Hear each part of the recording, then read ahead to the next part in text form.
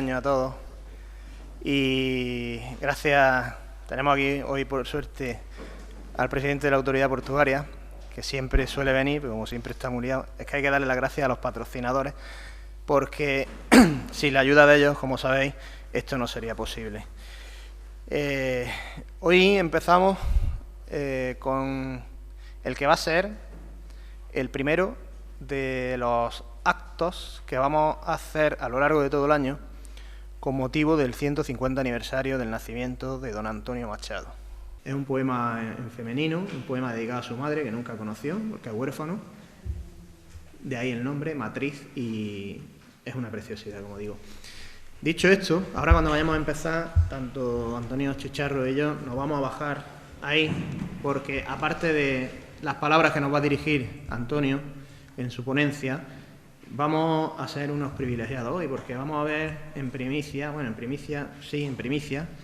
por lo menos aquí en Motril, porque solo se ha visto en Baeza y en algún sitio más, una película, un documental sobre Antonio Machado en Baeza. Solo hay 4 copias de esa producción y nos han cedido una a través de Antonio Chicharro para que hoy podamos verla aquí. Así que gracias por venir y estar aquí. Y dicho esto, me tocaría presentar a don Antonio Chicharro. Como todos sabéis, es un gran académico, filólogo, un especialista en Antonio Machado, en su época en Baeza, compañero nuestro del aula de pensamiento, pero todos lo conocéis como en su faceta literaria, de investigador, de crítico, la sabéis, pero a mí me gustaría destacar de Antonio la nobleza que tiene y la tranquilidad que transmite y la espiritualidad que transmite. De verdad que los que tenemos oportunidad de disfrutar en el club de lectura del aula de pensamiento de sus comentarios al final de cada reunión, nos reunimos una vez al mes, si alguien está interesado puede preguntar. De hecho ya las obras de este año, las de cada mes ya están previstas. La próxima es la semana que viene, se va a comentar las cosas del campo de José Antonio Muñoz Rojas, precioso poemario en prosa de este poeta malagueño. Y como digo, al final de cada reunión, cuando Antonio toma la palabra y nos lleva más allá de lo que hemos leído, más allá de lo que hemos visto en nuestra imaginación a través de esas obras, y nos lleva más allá de cualquier ápice que podamos rebuscar en lo más profundo de nuestra mente, es verdaderamente una delicia y una manera de descubrir la lectura impresionante. De verdad, os animo, aunque sea que probéis un mes, vamos a publicar la semana que viene la lista de libros de todo el año, porque verdaderamente somos unos privilegiados por poder contar con una persona como Antonio Chicharro. Así que gracias, Antonio, y le voy a dejar con él, y aquí acabamos. Muchas gracias, presidente, por tus palabras tan cariñosas. Se nota que somos amigos y que hay una buena y sólida amistad desde hace ya tiempo. Y yo encantado de lo que pueda servir para transmitir algo de lo que he podido aprender a lo largo de mi vida en relación con la literatura, pues lo hago encantado, siempre y cuando tenga un mínimo de sentido. La celebración de hoy del 150 aniversario del nacimiento de Antonio Machado es una obligación por parte de todas las instituciones culturales de este país, porque si hay algún poeta que pueda adjetivarse de poeta nacional, ese es Antonio Machado. Ese es un poeta de todos. Es un poeta de todos. Y su vigencia demuestra que sigue vivo, porque su palabra sigue actuante entre nosotros. Cada vez se edita, se sigue editando, se sigue estudiando y sigue interpelándonos, porque es la síntesis entre la cultura popular y la cultura elaborada, ¿no? Y es bueno en el buen sentido de la palabra. Es un poeta con ética y estética. Y los tesoros de nuestra lengua, los tesoros de nuestra cultura, pues deben ser recordados, divulgados y transmitidos, sobre todo pensando en los jóvenes. Y agradezco muchísimo que esta tarde pues estén todos ustedes aquí, una tarde, en fin, ya no muy calurosa, vamos a decirlo con un alítote, y que hagan pues que esta celebración del 150 aniversario del nacimiento de Antonio Machado en Sevilla, en el Palacio de las Dueñas, pues ya sea para nosotros ya una realidad. Hace unos años, en 2012,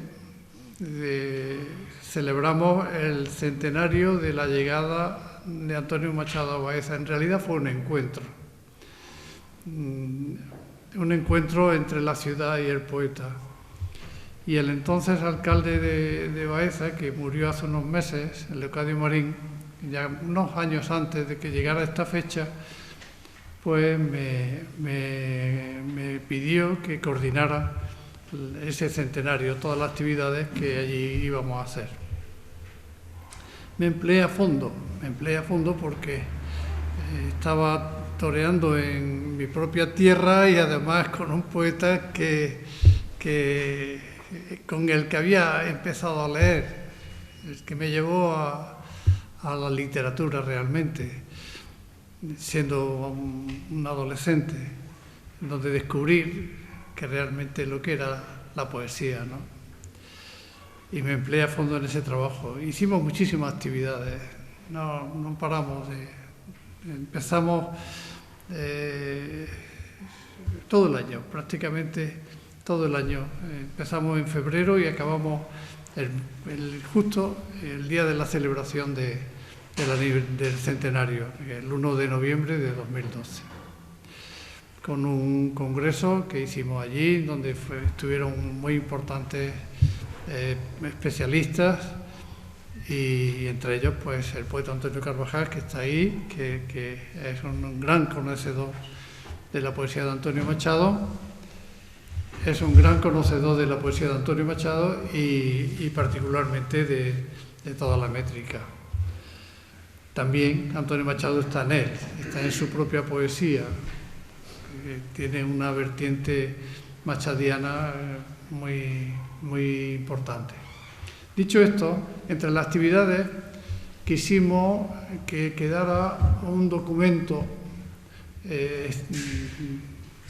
verdaderamente singular, que fue una película que encargamos al director de cine Juanma Bajo Ulloa, que aceptó el encargo encantado, y esta producción propia del centenario, con la ayuda de Acción Cultural Española, pues consistió en una gran exposición, un catálogo, en publicaciones, en fin, en el Congreso, las actas, en fin, y en una película. Esa película teníamos el proyecto de que se pasara por Televisión Española en la cadena 2, en la 2, y al final no se pasó.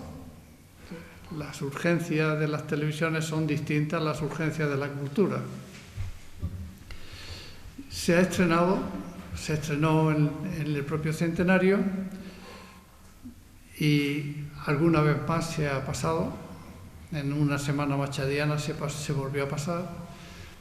El alcalde de Baeza me dio una copia de esa película, quería que yo la tuviera, y por eso esta tarde vamos a empezar nuestra celebración pues viendo la película.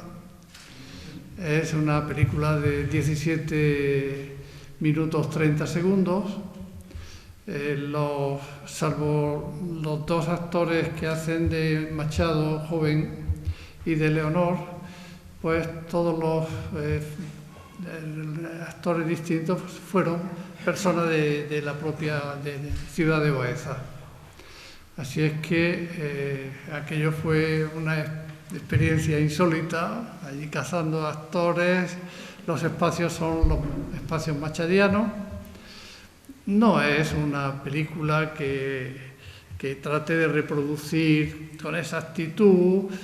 No, es una aportación a lo que supuso la llegada y la salida de Antonio Machado. Empieza en 2012, acaba en 1912 y acaba en 1919, cuando ya Antonio Machado se traslada a Segovia para estar más cerca de Madrid, más cerca de su hermano, que con el que colaboraba en el teatro, y más cerca de su madre, su familia, en definitiva, tener calor de los más cercanos, y también, como no, de la ciudad de Madrid, que era el hervidero de la cultura en aquel tiempo. Entonces sí había provincias y Madrid, ahora ya la cosa es distinta. Se puede estar en cualquier sitio, no solamente de España, sino del mundo, es decir, que la ubicación ha cambiado, el sentido de la ubicación ha cambiado. Pues vamos a empezar a ver la película, después haré algún comentario y leeré el poema para empezar, y haremos ya lo que es un comentario del texto para celebrar este centenario.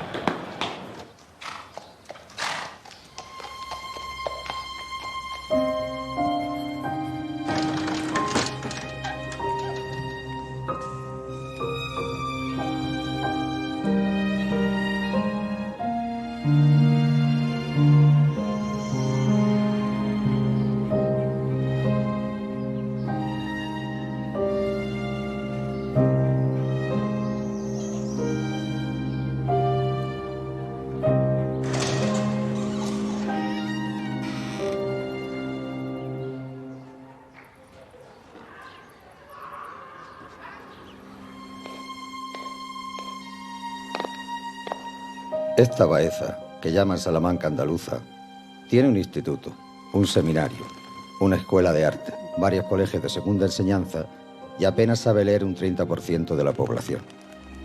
No hay más que una librería donde se venden tarjetas postales, devocionarios y periódicos clericales y pornográficos.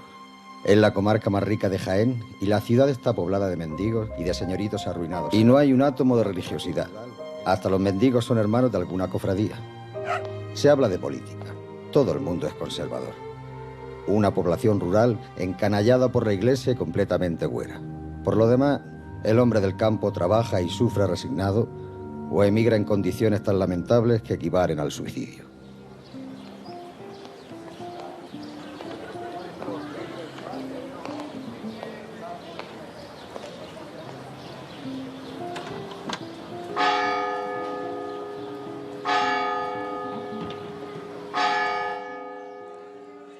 La muerte de mi mujer dejó mi espíritu desgarrado. Mi mujer era una criatura angelical cegada por la muerte cruelmente. Yo tenía adoración por ella, pero sobre el amor está la piedad. Yo hubiera preferido 1000 veces morirme a verla morir. Hubiera dado 1000 vidas por la suya. No creo que haya nada extraordinario en ese sentimiento mío. Algo inmortal hay en nosotros que quisiera morir con lo que muere. Tal vez por esto viniera Dios al mundo. Pensando en esto, me consuelo algo. Tengo a veces esperanza. Una fe negativa es también absurda. Sin embargo, el golpe fue terrible y no creo haberme repuesto. Mientras luché a su lado contra lo irremediable, me sostenía mi conciencia de sufrir mucho más que ella, pues ella, al fin, no pensó nunca en morirse y su enfermedad no era dolorosa. En fin, hoy vive en mí más que nunca y algunas veces creo firmemente que la he de recobrar. Paciencia y humildad.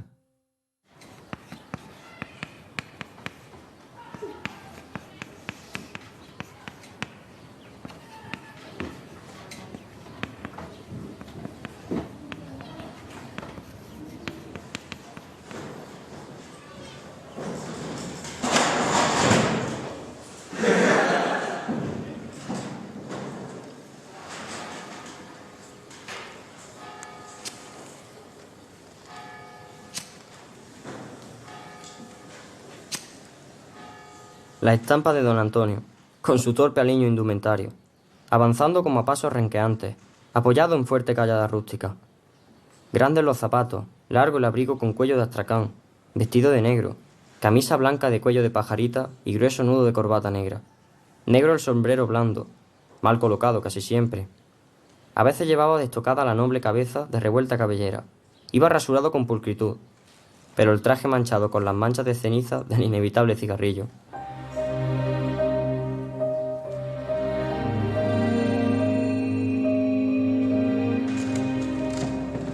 Señor, ya me arrancaste lo que yo más quería. Oye otra vez, Dios mío, mi corazón clamar. Tu voluntad se hizo, Señor, contra la mía. Señor, ya estamos solos mi corazón y el mar.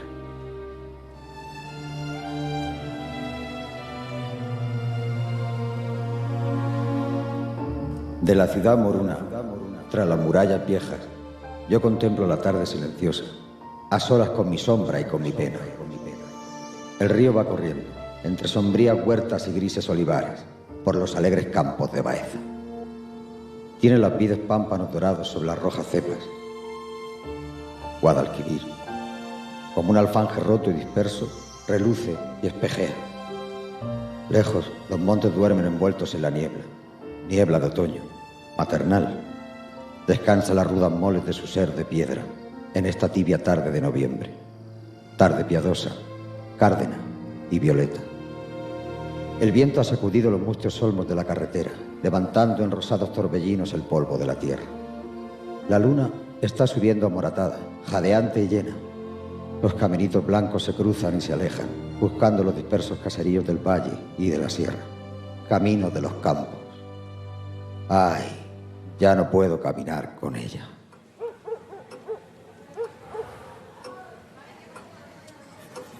Yo trabajo lo que puedo, repuesto por voluntad desesperada de una honda crisis que me llevaba al aniquilamiento. A veces me apasiona el problema de nuestra patria y quisiera... Pero no se puede hacer nada inmediato y directo. Hay un ambiente de cobardía y de mentira que asfixia.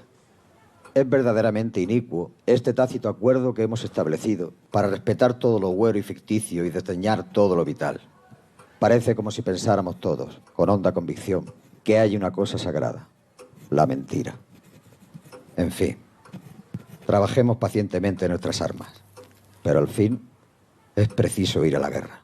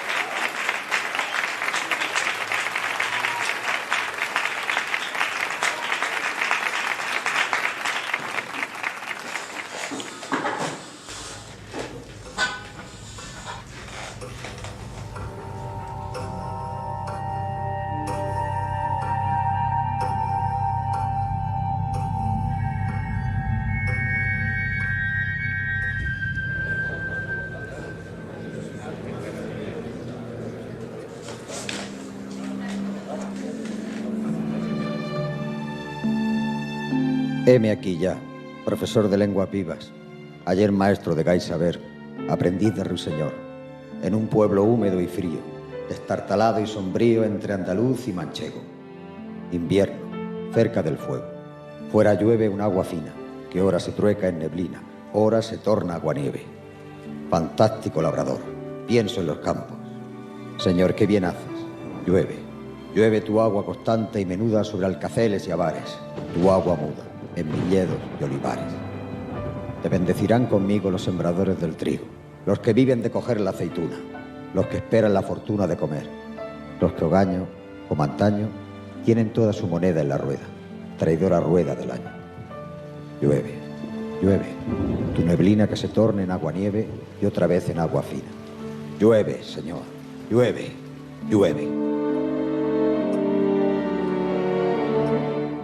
En mi estancia, iluminada por esta luz invernal, la tarde gris tamizada por la lluvia y el cristal, sueño y medito. Clarea el reloj arrinconado y su tic-tic, olvidado por repetido, golpea. Tic-tic, tic-tic, ya te he oído. Tic-tic, tic-tic, siempre igual, monótono y aburrido. Tic-tic, tic-tic, el latido de un corazón de metal. En estos pueblos, ¿se escucha el latir del tiempo? No. En estos pueblos se lucha sin tregua con el reloj, con esa monotonía que mide un tiempo vacío. Pero tu hora es la mía, tu tiempo reloj el mío.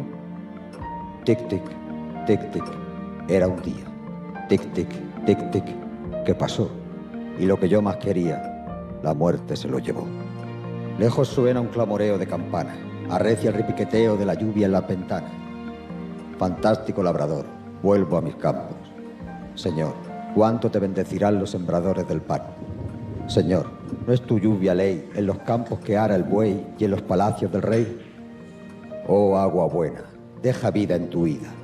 Oh tú que vas gota a gota, fuente a fuente y río a río, con este tiempo de hastío corriendo a la mar remota, en cuanto quiere nacer, cuanto espera florecer al sol de la primavera, sé piadosa, que mañana serás espiga temprana, prado verde, carne rosa y más, razón y locura y amargura de querer y no poder creer, creer y creer.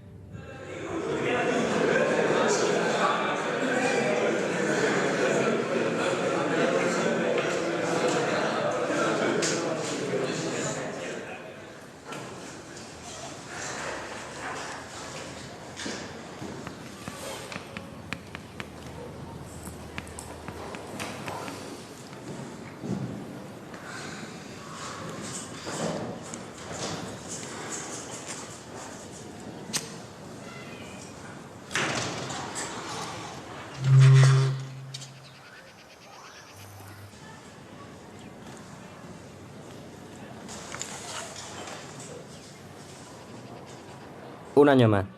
El sembrador va echando las semillas en los surcos de la tierra. Dos lentas yuntas aran, mientras pasan las nubes cenicientas ensombreciendo el campo. las pardas sementeras, los grises olivares. Por el fondo del valle del río, el agua turbia lleva. Tiene Cazor la nieve, Imágina, tormenta, su montera, Aznaitín. Hacia Granada, montes con sol, montes de sol y piedra.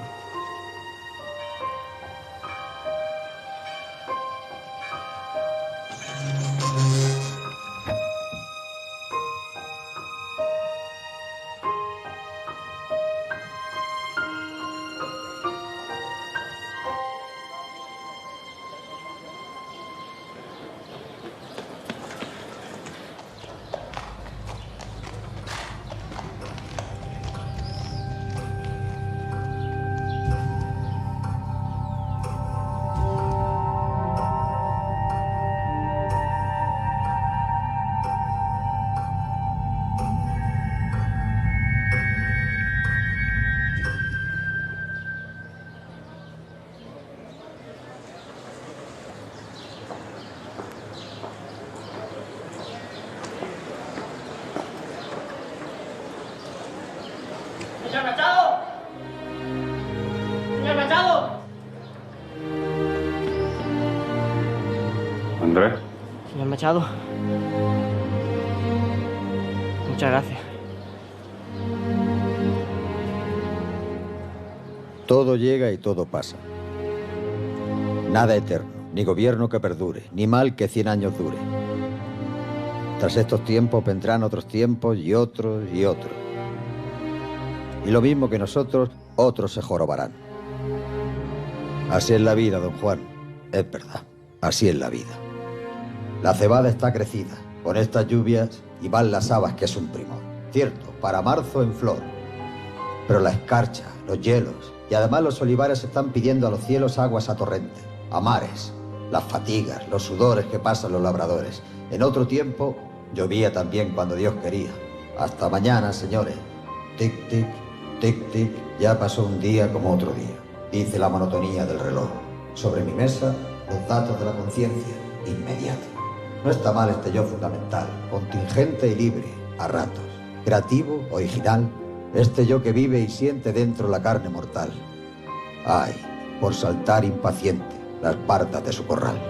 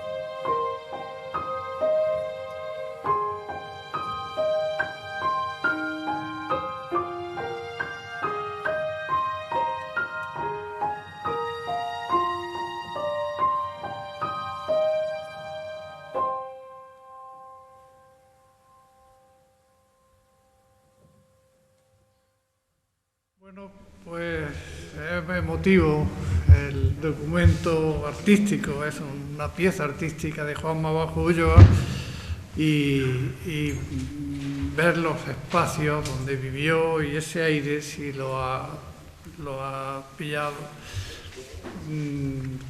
Cuando hicimos la presentación y estuvo en el acto Juanma Bajo Ulloa, nos dijo que había aceptado el encargo porque él estaba vinculado también al Valle del Guadalquivir, a Baeza, a Jimena. Su madre era de Jimena, que está en la otra parte del valle, mirado desde Baeza, y por eso se había sentido de alguna manera atraído por la invitación a trabajar en este espacio. Y dicho esto, el siguiente paso es leer el poema que sirve de base, que ha tomado de base el propio cineasta para enhebrar ese guión. Regularmente leído, es cierto, pero en cualquier caso ha quedado ahí recogido. Poemas de un día, Meditaciones rurales, es un texto que escribió Antonio Machado prácticamente al año siguiente de llegar a Baeza. Ya tenía experiencia de los días largos de su vida de profesor en ese Instituto Santísima Trinidad de Baeza, en la misma sede que ocupó en su día la Universidad de Baeza, una universidad histórica, que fue suprimida a mediados del siglo XIX pues, por diversos problemas económicos y por una política del Estado entonces que consideró que no hacía falta. En cualquier caso, sí hubo siempre enseñanza en esa sede y por eso Antonio Machado pudo hacerse cargo de la cátedra de lengua francesa, que había salido a concurso y que coincidió justamente con la muerte de su mujer. Él no quiso quedarse en Soria porque se le venía el mundo encima de vivir allí y saber lo que había ocurrido y tener esos espacios, y prácticamente se fue huyendo.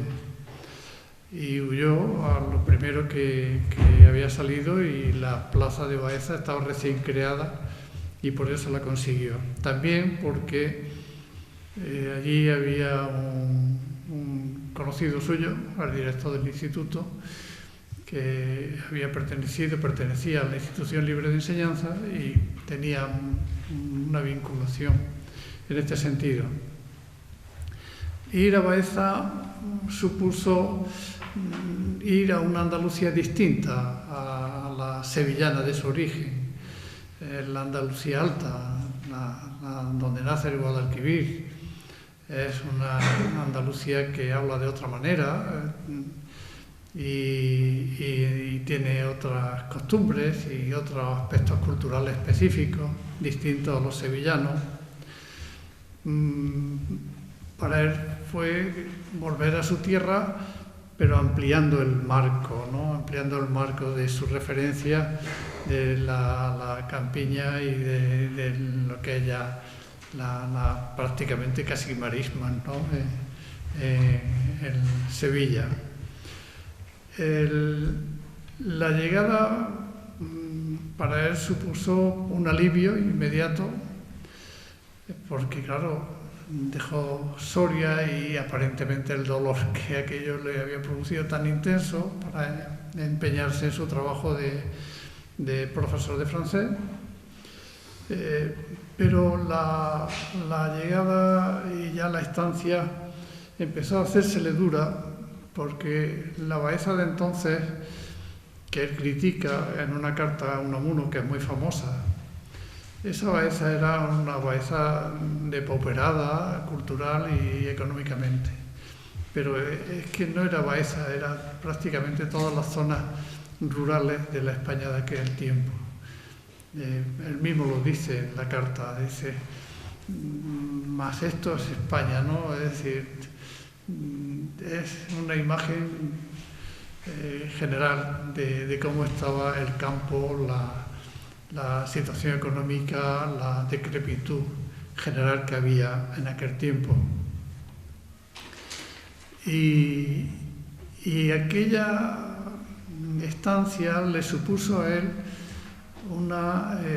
realmente una ocasión de ensimismarse, en el mejor sentido de la palabra, de leer, de pensar, de pensarse y por supuesto de ir creciendo en una producción poética de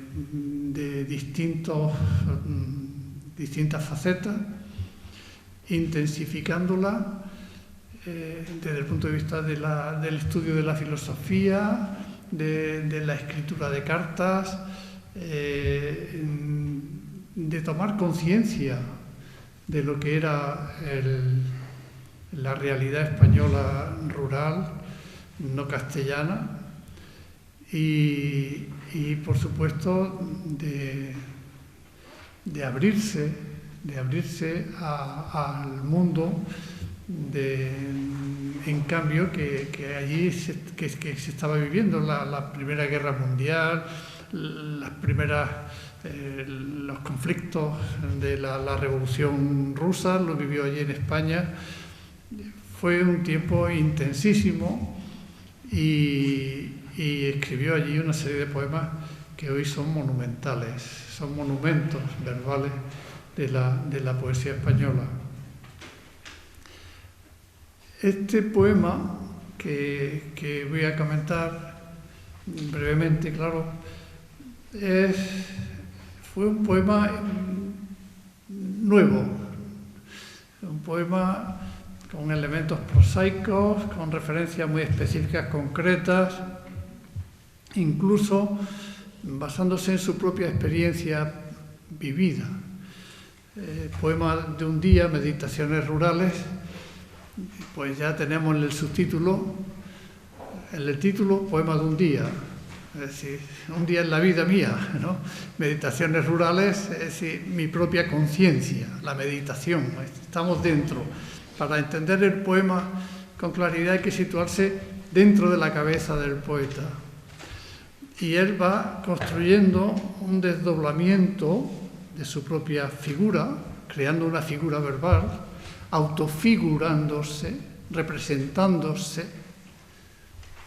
a lo largo del poema para contar un día de su vida en todos los planos, en el exterior, el interior, etc. Vamos a leer el poema. Se publicó por primera vez en 1914 en La Lectura, un semanario que había en Madrid, y lo incorporé inmediatamente a los poemas,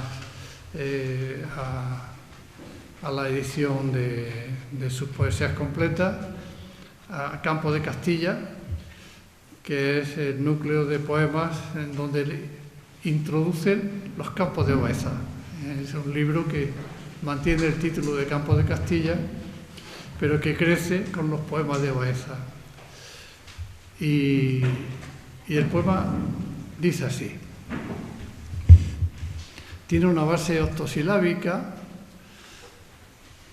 y ahora después diré por qué he titulado la intervención esta de hoy La poesía total. Heme aquí ya profesor de lenguas vivas, ayer maestro de gay saber, aprendiz de ruiseñor, en un pueblo húmedo y frío, destartalado y sombrío, entre andaluz y manchego, invierno, cerca del fuego.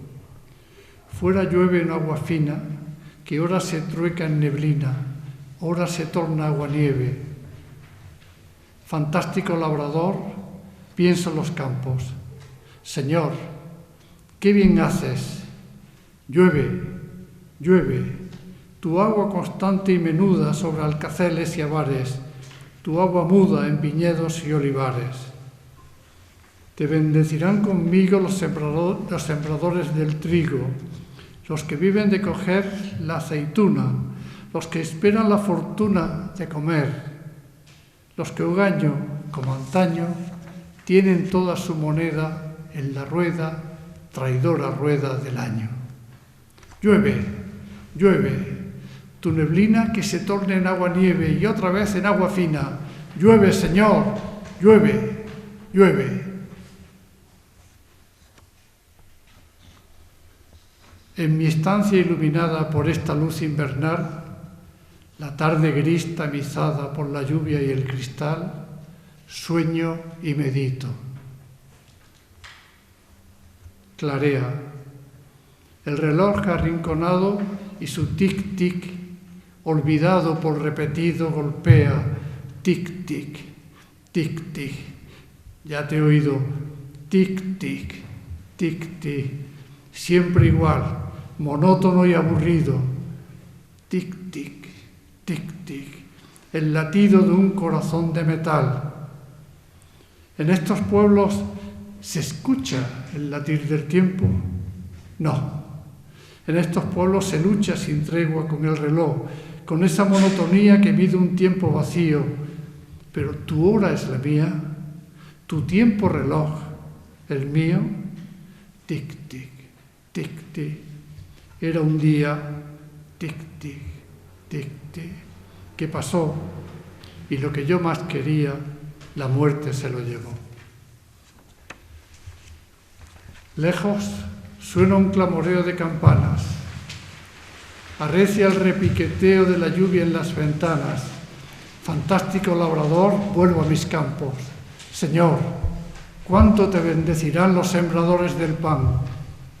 Señor, ¿no es tu lluvia ley en los campos que ara el buey y en los palacios del rey?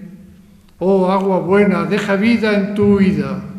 Oh tú que vas gota a gota, fuente a fuente y río a río, como este tiempo de hastío corriendo a la mal remota, en cuanto quiere nacer, cuanto espera florecer al sol de la primavera, sé piadosa, que mañana serás espiga temprana, prado verde, carne rosa y más, razón y locura y amargura de querer y no poder, creer, creer y creer. Anochece, el hilo de la bombilla se enrojece, luego brilla, resplandece poco más que una cerilla. Dios sabe dónde andarán mis gafas, entre librotes, revistas y papelotes. ¿Quién las encuentra? Aquí están, libros nuevos. Abro uno de Unamuno. Oh, el dilecto predilecto de esta España que se agita porque nace o resucita. Siempre te ha sido, oh rector de Salamanca, leal este humilde profesor de un instituto rural. Esa tu filosofía que llamas diletantesca, voltaria y funambulesca, gran don Miguel, es la mía. Agua del buen manantial, siempre viva, fugitiva, poesía, cosa cordial. Constructora, no hay cimiento, ni en el alma ni en el viento. Bogadora, marinera, hacia la mar sin ribera. Enrique Bergson, los datos inmediatos de la conciencia. ¿Esto es otro embeleco francés? Este Bergson es un tuno, ¿verdad, maestro Unamuno? Bergson no da como aquel Immanuel, el volatín inmortal. Este endiablado judío ha hallado el libre albedrío dentro de su mechinal. No está mal. Cada sabio su problema y cada loco su tema. Algo importa que en la vida mala y corta que llevamos, libres o siervos seamos. Mas si vamos a la mar, lo mismo nos ha de dar. Oh, estos pueblos, reflexiones, lecturas y acotaciones, pronto dan en lo que son, bostezos de Salomón. Todo es soledad de soledades, vanidad de vanidades que dijo el Eclesiastés. Mi paraguas, mi sombrero, mi gabán, el aguacero amaina, vámonos pues. Es de noche. Se platica al fondo de una botica. Yo no sé, don José, cómo son los liberales tan perros, tan inmorales. Oh, tranquilícese usted. Pasados los carnavales vendrán los conservadores, buenos administradores de su casa. Todo llega y todo pasa. Nada eterno, ni gobierno que perdure, ni mal que 100 años dure. Tras estos tiempos vendrán otros tiempos, y otros, y lo mismo que nosotros, otros se jorobarán. Así es la vida, don Juan. Es verdad, así es la vida. La cebada está crecida con estas lluvias y van las habas, que es un primor. Cierto, para marzo en flor.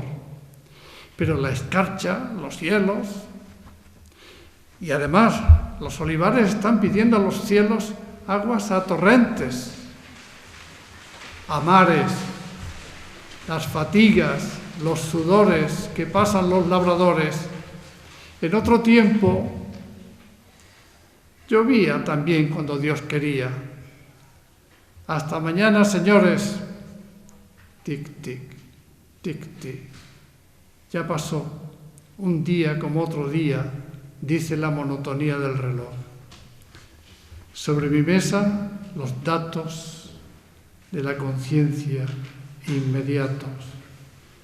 No está mal este yo fundamental, contingente y libre a ratos, creativo, original, este yo que vive y siente dentro la carne mortal, ay, por saltar impaciente las bardas de su corral.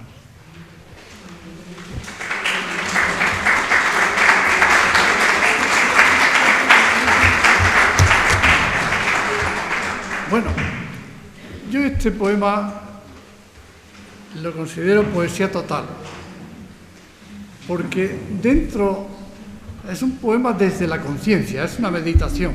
Estamos dentro de la cabeza del poeta, que se ha ido sacando estos 200 y pico versos de base octosilábica, 8 versos y 4, y algunas estructuras parecidas, que son las óptimas que utilizamos en nuestra lengua para contar.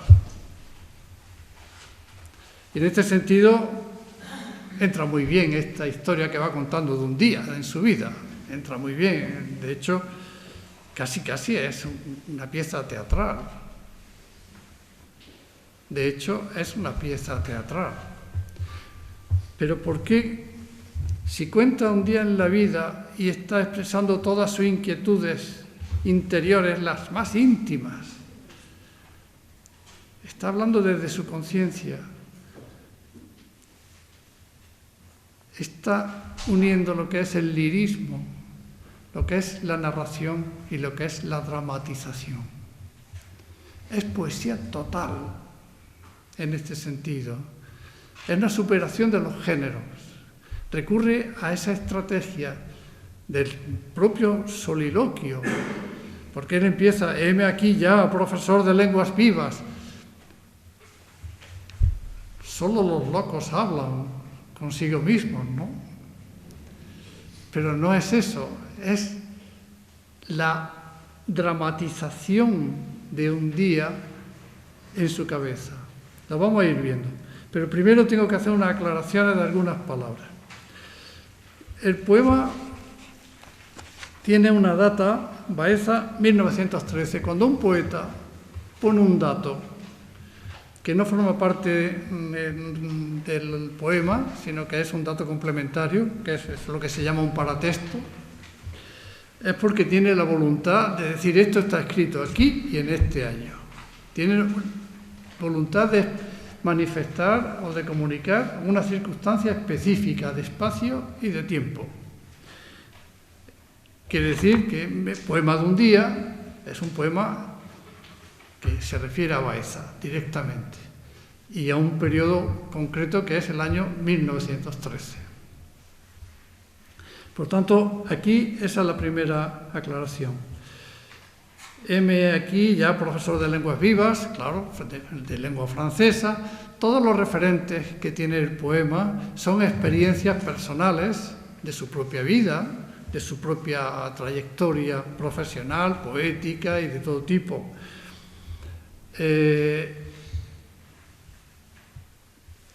realidad está construyendo, está ficcionalizando el yo.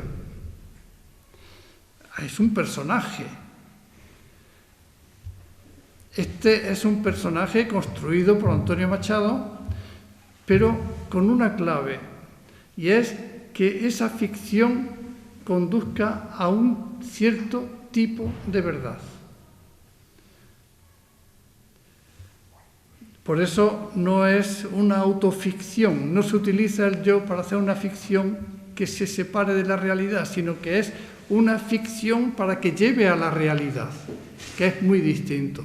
Hay que distinguir lo que es la autofiguración de lo que es la autoficción. Ayer, maestro de Gay Saber, ya sabéis que la expresión Gai saber es equivalente a Gaia ciencia, que fue tomado del provenzal y venía a significar en la Edad Media el conocimiento de la poética, de las artes poéticas. Aprendiz de Ruiseñor, en un pueblo húmedo y frío, está dando una imagen real de Baeza, en invierno, claro. Hay una palabra aquí, fantástico, labrador, que es muy importante aclararla, quiere decir fingido. Él se imagina que es un labrador, él es un profesor de lengua francesa, un catedrático. Pero ese fantástico labrador piensa en los campos, es decir, voy a pensar como si fuera un campesino. Se finge labrador. Y claro, pues todas las preocupaciones de los campesinos las hace propias, habla en primera persona. Por eso se dirige a Dios, a la divinidad, pidiéndole al Señor para que llueva, que traiga el agua. Te bendecirán conmigo los sembradores del trigo, los que viven de coger la aceituna, los que esperan la fortuna de comer, los que hogaño, que es una palabra en desuso en el español, pero todo eso quiere decir en esta época, que tiene una relación con antaño, que esa sigue más viva entre nosotros, de mayor uso, tienen su moneda en la rueda, traidora rueda del año, y después, con admiración, le exige, llueve, le exige, le pide, llueve, Señor, llueve. Después hay una palabra en la siguiente parte, que es sueño y medito. En mi estancia iluminada por esta luz invernal, la tarde gris tamizada por la lluvia y el cristal, sueño y medito. El sueño en Machado tiene una significación específica, tiene el valor de recordar. Por ejemplo, ese famoso verso, yo voy soñando caminos. Si va andando, tiene que estar bien despierto y atento al suelo.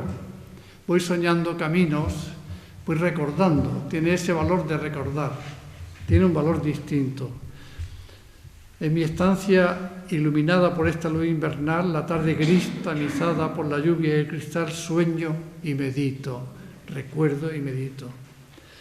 Y luego, pues, ahí hace una reflexión interna en su conciencia, en su objeto interior, que es sobre el tiempo, el paso del tiempo. Y hay varias referencias con la reproducción del tiempo del reloj, ¿no? El tic-tic que va marcando ese paso, esa idea del paso de las horas. Hay una referencia explícita a su esposa fallecida, a Leonor, cuando dice, era un día, tic-tic que pasó y lo que yo más quería, la muerte se lo llevó. Hay un elemento, como se puede ver, de verdad ahí también.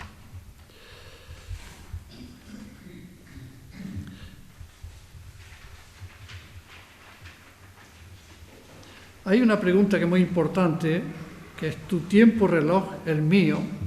Ahí, por supuesto, es una interrogación retórica cuya respuesta implícita señala en una dirección bersoniana, el tiempo de la conciencia frente al tiempo físico. Bergson filosofó sobre el tiempo y una de las categorías que aportó fue la durée, es decir, lo que es el tiempo vivido, el tiempo de la conciencia, que es el que marca en realidad todo aquello. Hay una aclaración más que a veces pasa desapercibida, pero que es de una sutileza y de una verdadera finura intelectual y poética. Toda esa lluvia tiene un sentido para vivir, para poder comer, para desarrollar los proyectos de vida de las personas que allí viven, ¿no? Después de haber leído ese clamoreo de campanas tan propio de las ciudades pequeñas como Baeza, la lluvia, el repiqueteo, fantástico labrador, vuelvo a mis campos, sigue. Hay un momento que dice: oh tú que vas gota a gota, fuente a fuente y río a río, como este tiempo de hastío corriendo a la mar remota, en cuanto quiere nacer, cuanto espera florecer, al sol de la primavera, sé piadosa, que mañana serás espiga temprana, prado verde, carne rosa, y más, razón y locura y amargura de querer y no poder, creer, creer y creer. Hay este prado verde y carne rosa, es decir, cómo de lo material surge la vida y cómo de la vida surgen las ideas. No es determinista, sino que aporta un salto dialéctico. Si hay riqueza, si hay fruto, habrá vida, habrá nacimientos, habrá carne rosa, prado verde, carne rosa, y más todavía, lo que esa carne rosa llegará a desarrollar en su propia conciencia, razón y locura y amargura de querer y no poder, creer, creer y creer. Unamuno se refiere a Unamuno en los versos siguientes, que son uno de los grandes escritores y filósofos de nuestra lengua, con el que mantuvo una relación de amistad. Él se sentía discípulo de Unamuno, en realidad los dos aprendieron mutuamente el uno del otro, claro, y esa filosofía de Unamuno, que es una filosofía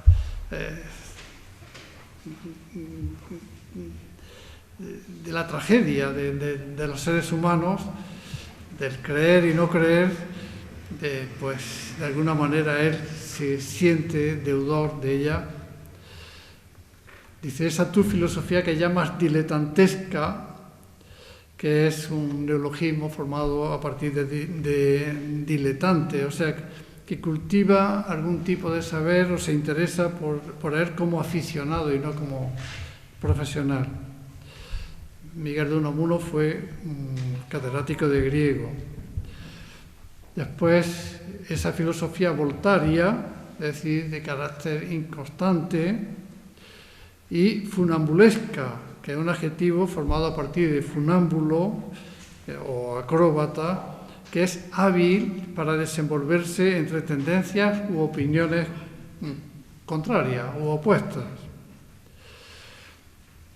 Y la única vez que se refiere a la poesía, lo que él entiende por poesía es los versos siguientes: agua del buen manantial, siempre viva, fugitiva, poesía, cosa cordial, que es su idea de la poesía. Poesía, cosa cordial, cosa del corazón. Frente a lo que es toda la poesía intelectual, la poesía en este sentido, que ya empezaban a ensayarse en algunos poemas de jóvenes de aquellos años.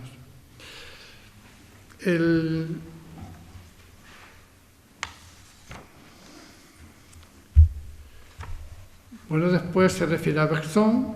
Bergson es un filósofo francés, espiritualista, crítico del positivismo y del neocantismo, que nació en 1859 y falleció en 1941, que ejerció su influencia en Antonio Machado. Cuando él estuvo en París, de las 2 estancias, en la primera asistió a las clases de Bergson.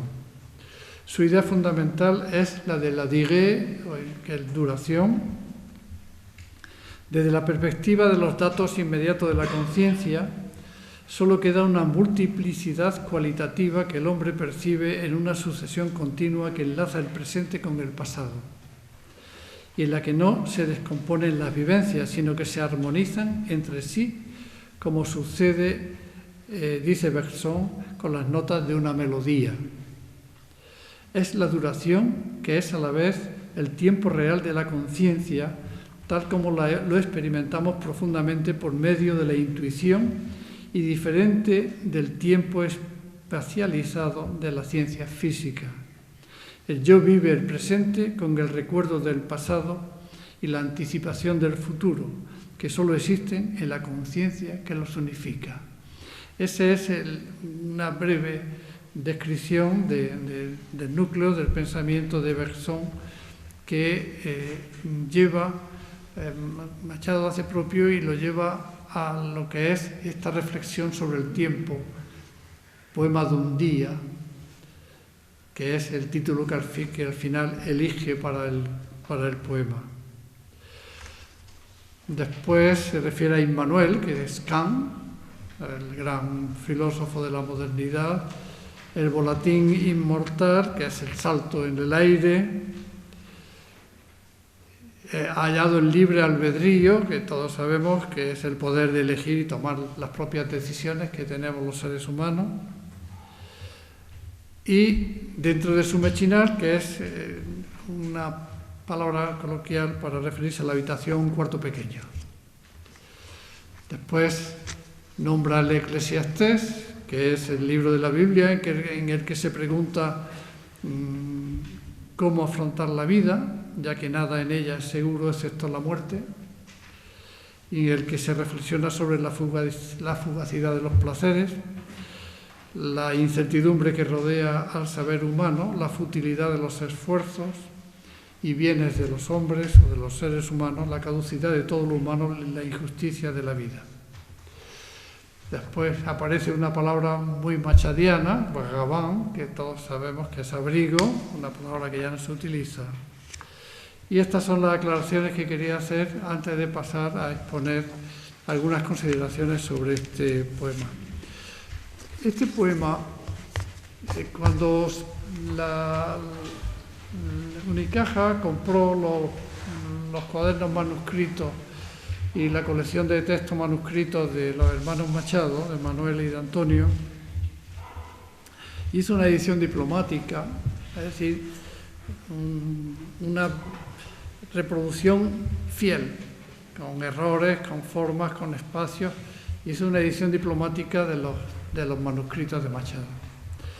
Y para nuestra suerte, y que no se repita, pero que se repita, mejor dicho, pero que no suele ser frecuente, Unicaja puso a disposición, está a disposición todavía en su web, en la parte de cultura, están los 10 tomos de la edición de los manuscritos de los hermanos Machado. Yo, claro, me los descargué inmediatamente, temiendo que alguna vez desaparecieran, y me puse a leerlos todo lo que pude.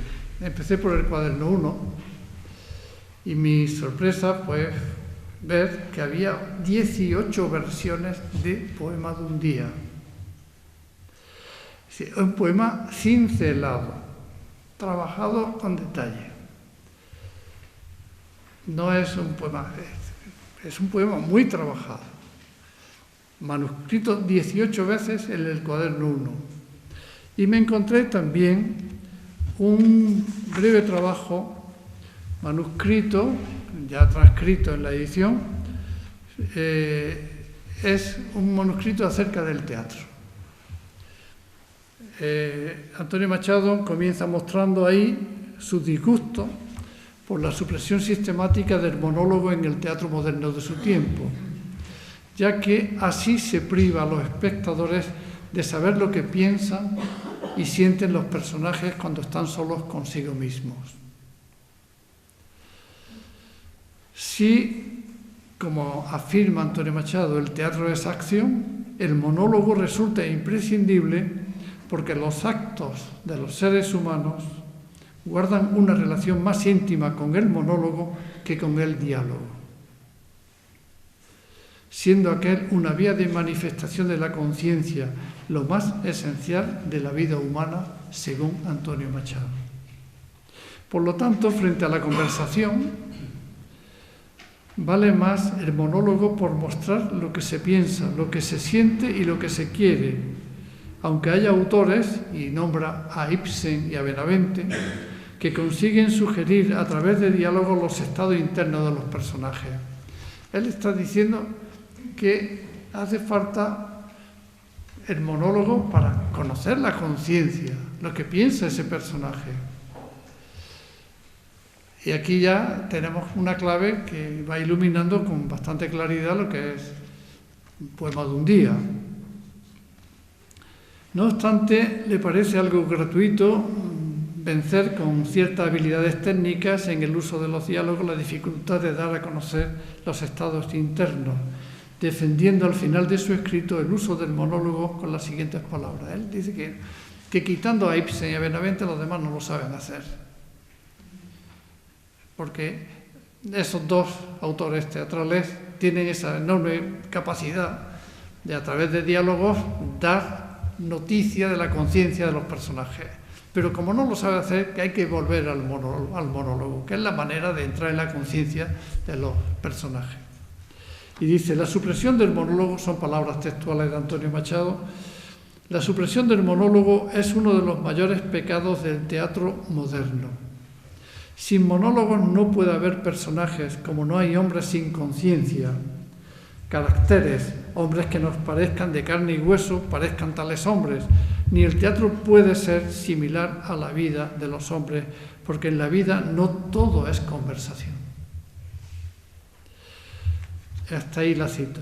Pero el interés de estas páginas de su cuaderno no se agota aquí, porque siguiendo leyendo, vi que había unas anotaciones, separa el texto, o sea, el texto manuscrito, separa el texto y introduce lo siguiente: Meditaciones rurales, monólogo 2, leyenda a Bergson.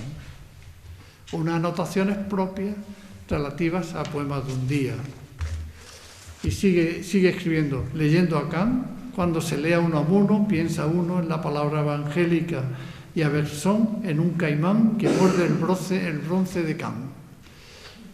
Hay notas para el poema, hay versos y rimas incluso, caimán, Kant. Este apunte, que viene a interrumpir sus reflexiones críticas sobre la ausencia y necesidad del monólogo en el teatro de su tiempo, resulta revelador de la concepción dramática de su poema. Lo concibe como una pieza teatral. Y de la validez que le concede al monólogo a la hora de elaborar también un discurso propiamente poético, en el que el sujeto poemático, ese personaje que hemos oído, que se presenta en primera persona, M aquí ya, el sujeto poemático es concebido como personaje al que le quiere aplicar esta técnica de escritura que servía fundamentalmente para dar cauce a lo que propiamente sería su objeto interior, su conciencia, al que así accedería una habitación con 3 muros, lo que es el escenario, la cuarta pared se quita para que los espectadores tengan la capacidad de enterarse. El poema es un escenario y la cuarta pared está quitada, desaparecida. Tiene una concepción dramática del poema. Pero al mismo tiempo que tiene esa concepción dramática, cuenta un día en la vida de ese personaje, que es trasunto de él mismo. Y al mismo tiempo que cuenta, está expresando, cantando su propia verdad lírica de creer, de lo que es la vida, de lo que es del sentido que tiene para él la propia existencia. De manera que es poesía total, porque se une dramatización, narración y lirismo. Es la grandeza que tiene este poema. Es una concepción dramática para dar cauce a ese lirismo. Aquí radica, pues, la importancia de este texto, que forma parte, que no sé, que solamente se ha editado ahí, que no he visto en otra parte, de este texto sobre el monólogo teatral, a la hora de ayudarnos a comprender en la lógica interna uno de sus más famosos poemas, así como a la hora de valorar el uso en el dominio de nuestra poesía de unas técnicas de creación profundamente renovadoras, entonces, del discurso de la poesía por lo que respecta a la figuración, la ficcionalización y la dramatización del yo. Y, en consecuencia, por lo que supone de superación de las formas de cierto intimismo y del sujeto lírico confesional romántico. El salto es espectacular con respecto a los modelos del intimismo romántico. Y el uso del monólogo en este poema, monólogo y soliloquio, porque él empieza representándose. Es como si se sintiera en medio de la escena y dice, heme aquí ya. Se está presentando a quien lo lee, a quien lo ve. Sería fácil dejarse llevar por las apariencias y leer el poema en tan superficial como estricta clave biográfica, puesto que el poeta parece invitar a ello de alguna manera al contar, representar lo que es un día de la vida del sujeto poético en un medio reconocido y sancionado por el paratexto de Baeza 1913, sujeto y medio vital trasunto del propio poeta y de Baeza, una Baeza rural, invernal y depauperada de principios del siglo XX. Pero esta lectura nos haría perder la ocasión de conocer el poema como uno de los logros artísticos de, partiendo de una obvia experiencias vitales directas, representar determinada acción poética y, en consecuencia, lograr nuevas formas discursivas que le sirven al autor para aunar lirismo y narración. Hay un crítico, Sánchez Barbudo, que afirma de este poema que es novelesco incluso. Y también por aunar, como estamos viendo, dramatización. Pues bien, Poema de un día funciona como una suerte de habitación con 3 muros, un escenario verbal, en nuestro caso, en donde se va a representar, y ahora voy a aplicar una estructura de comprensión puramente teatral, la unidad de acción, la unidad de tiempo y la unidad de lugar.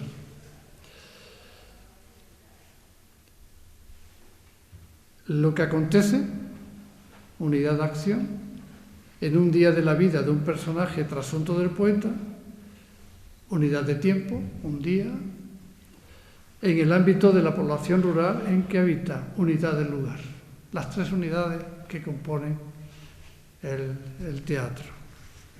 Es más, si seguimos leyendo el poema desde esta perspectiva, descubriremos unas divisiones internas en episodios vividos en ese día de la vida del sujeto poético que se corresponderían con actos que vienen de alguna manera señalados gráficamente por el comienzo sangrado de determinada estrofa. Un primer acto, entre el verso 1 y el 33, en el que la voz poética se presenta hablando en alta voz en su propio medio y circunstancias reales. Dice que es profesor en un pueblo en un día lluvioso de invierno. Primer acto. Heme ya aquí, profesor de lenguas vivas. El segundo acto, desde el verso 34 al 58, en el que el personaje poético se muestra en el espacio íntimo de su casa y de su reflexivo mundo interior. Ya sabemos quién es, se ha presentado, hemos conocido que vive en Baeza, que está lloviendo mucho, que la luz es muy apagada, y ahora ya estamos en el mundo interior. El personaje se muestra en el espacio íntimo de su casa. Y como cuando estamos en casa, tropiezas y tú mismo te hablas, qué tonto eres, ¿no? O pierdes, que dónde he puesto las gafas y las tienes al lado, las vas buscando, hablas contigo mismo, te diriges a ti, dialogas contigo. Y un tercer acto, versos 59-87, constituye la ocasión de que, tras tomar conciencia del mundo exterior y del tiempo atmosférico, nuevamente, retomar sus divagaciones sobre el tiempo, el renacer de la vida y el ansia humana de inmortalidad. Porque la gran pregunta, sin responder, que deja el poema, es que nos morimos. Al final, en los versos finales del texto, queda bien claro. Y los voy a traer. Sobre mi mesa, los datos de la conciencia inmediatos. No está mal este yo fundamental, contingente y libre a ratos, creativo, original, este yo que vive y siente dentro la carne mortal. Ay, por saltar impaciente las bardas de su corral. Está la clave al final, como síntesis de todo el poema. No está mal este yo fundamental, contingente y libre a ratos, creativo, original, este yo que vive y siente dentro la carne mortal, ay, por saltar, por el problema de la finitud, ¿no?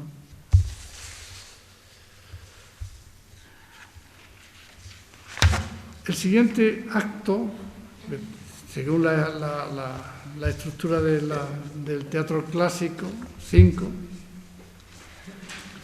los versos 88-54 da entrada al comentario de ciertas lecturas de libros nuevos y la paralela reflexión que los mismos le provocan al sujeto poemático sobre poética, filosofía y la vida misma.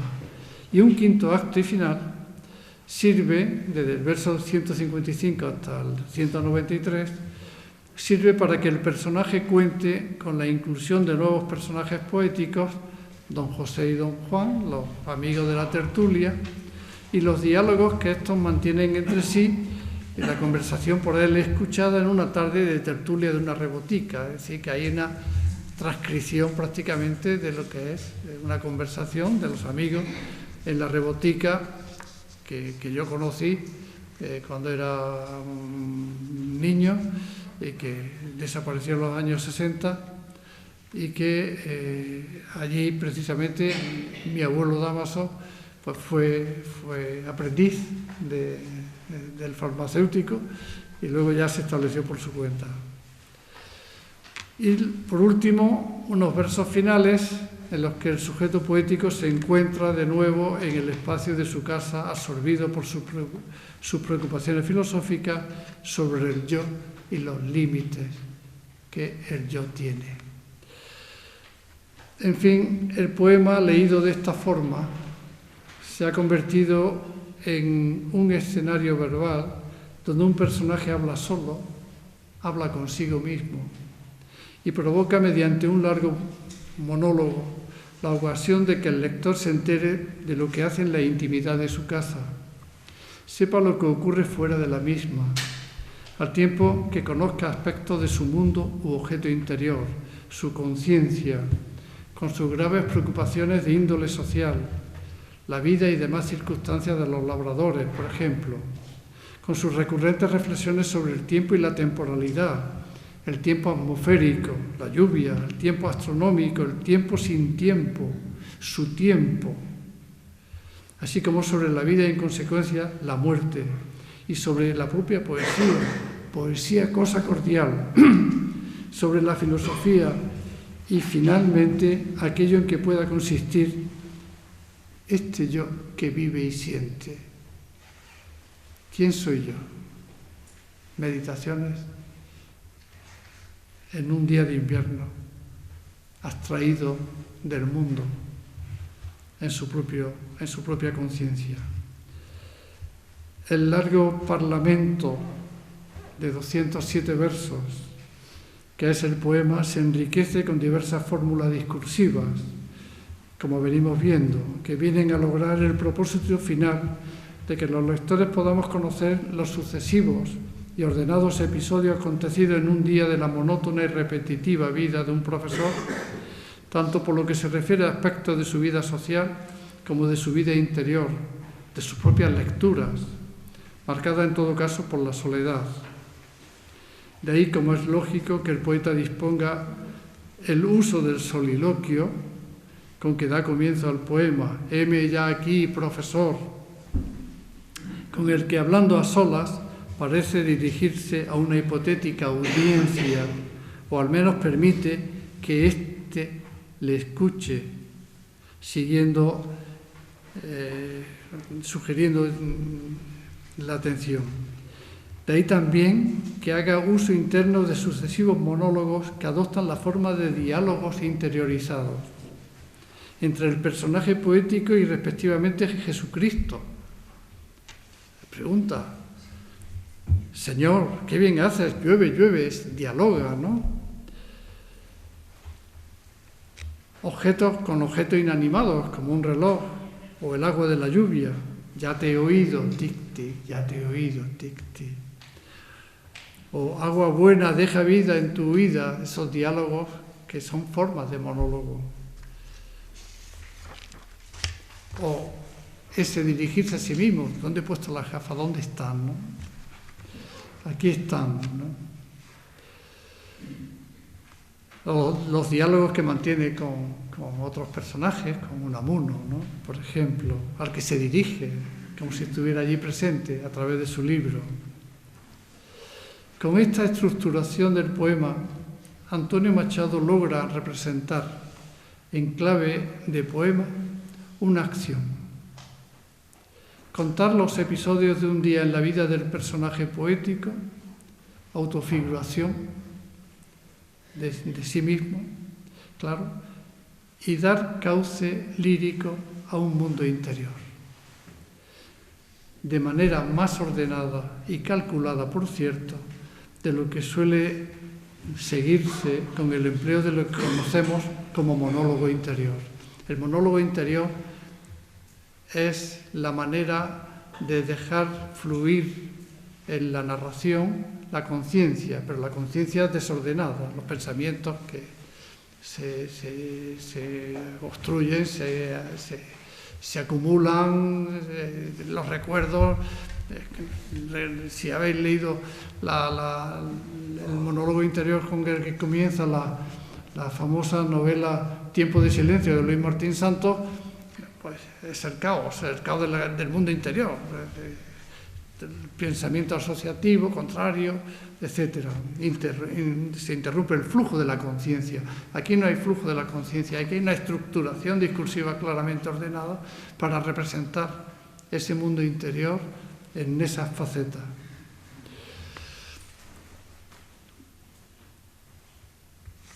Y para terminar, solamente ya quiero leer el poema por última vez, para que después de estas consideraciones, a ver cómo se entiende aquí.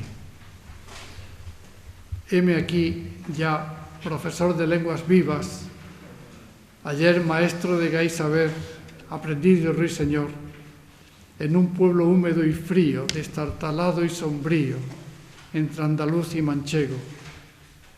Invierno, cerca del fuego, fuera llueve a un agua fina, que ora se trueca en neblina, ora se torna aguanieve. Fantástico labrador, pienso en los campos. Señor, qué bien haces. Llueve, llueve, tu agua constante y menuda sobre alcaceles y abares, tu agua muda en viñedos y olivares. Te bendecirán conmigo los sembradores del trigo, los que viven de coger la aceituna, los que esperan la fortuna de comer, los que hogaño, como antaño, tienen toda su moneda en la rueda, traidora rueda del año. Llueve, llueve, tu neblina que se torne en agua nieve y otra vez en agua fina. Llueve, Señor, llueve, llueve. En mi estancia iluminada por esta luz invernal, la tarde gris tamizada por la lluvia y el cristal, sueño y medito. Clarea. El reloj arrinconado y su tic-tic, olvidado por repetido, golpea. Tic-tic, tic-tic. Ya te he oído. Tic-tic, tic-tic. Siempre igual, monótono y aburrido. Tic-tic, tic-tic. El latido de un corazón de metal. ¿En estos pueblos se escucha el latir del tiempo? No. En estos pueblos se lucha sin tregua con el reloj, con esa monotonía que mide un tiempo vacío. Pero tu hora es la mía, tu tiempo reloj el mío. Tic-tic, tic-tic. Era un día, tic-tic, tic-tic, que pasó, y lo que yo más quería, la muerte se lo llevó. Lejos suena un clamoreo de campanas. Arrecia el repiqueteo de la lluvia en las ventanas. Fantástico labrador, vuelve a mis campos. Señor, ¿cuánto te bendecirán los sembradores del pan?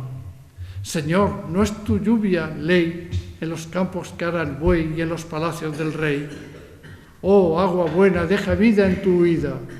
Oh, tú que vas gota a gota, fuente a fuente y río a río, con este tiempo de hastío corriendo a la más remota, en cuanto quiere nacer, cuanto espera florecer al sol de la primavera, sé piadosa, que mañana serás espiga temprana, prado verde, carne rosa y más, razón y locura y amargura de querer y no poder, creer, creer y creer.